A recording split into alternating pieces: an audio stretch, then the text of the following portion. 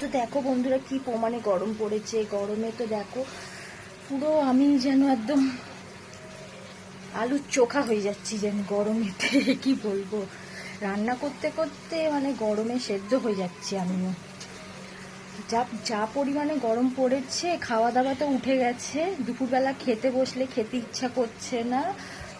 আর কি বলবো, একদমই কিছু খেতে ইচ্ছা করছে না, জল খেয়ে খেয়েই সারাদিন পেট ভরে যাচ্ছে, খাবো কি।